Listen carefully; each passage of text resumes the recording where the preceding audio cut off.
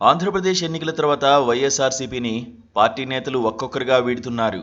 ఎమ్మెల్సీలు, ఎంపీలు పార్టీతో పాటుగా పదవులకు రాజీనామా చేశారు. మాజీ ఎమ్మెల్యేలు, మాజీ ఎంపీలు, సీనియర్ నేతలు వైఎస్ఆర్సీపీని వీడారు. తాజాగా ఆ పార్టీ ఎమ్మెల్సీ, శాసనమండలి డిప్యూటీ చైర్మన్ జకియా ఖానం పదవికి రాజీనామా చేశారు. అలాగే పార్టీకి గుడ్ బై చెప్పారు. ఆమె ఎమ్మెల్సీ పదవికి రాజీనామా చేశారు.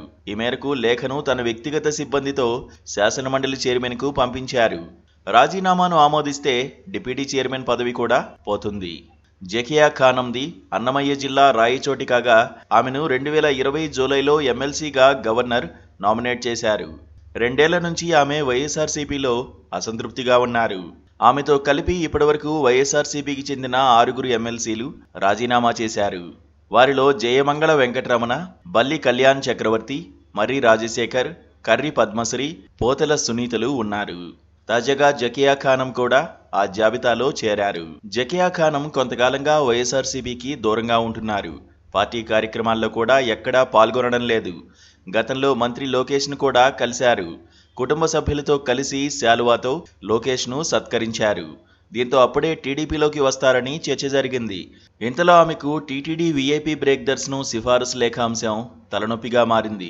జకియా ఖానం, ఆమె పీఆర్ఓ కృష్ణతేజ, దళారి చంద్రశేఖర్ కలిసి ఒక భక్తుడికి సిఫారసు లేఖను అధిక ధరకు అమ్మినట్లు ఆరోపణలు వచ్చాయి. ఈ ఘటనపై తిరుమల 1 టౌన్ పోలీసులు కేసు నమోదు చేశారు. బెంగళూరుకు చెందిన సాయి కుమార్ అనే భక్తుడు ఈ మోసంపై ఫిర్యాదు చేయడంతో ఈ విషయం బయటపడింది.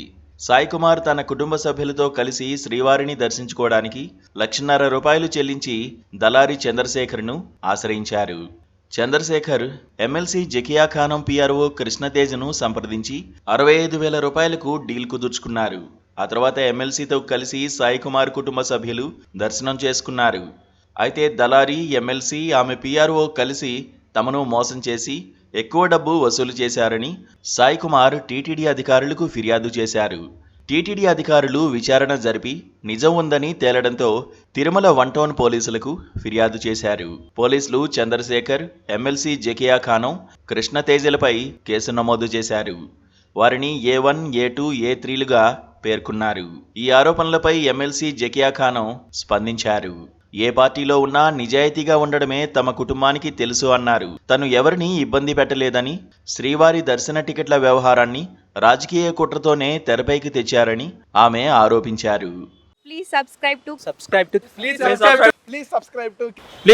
to KTV Telugu. KTV Telugu. KTV Telugu. KTV Telugu channel.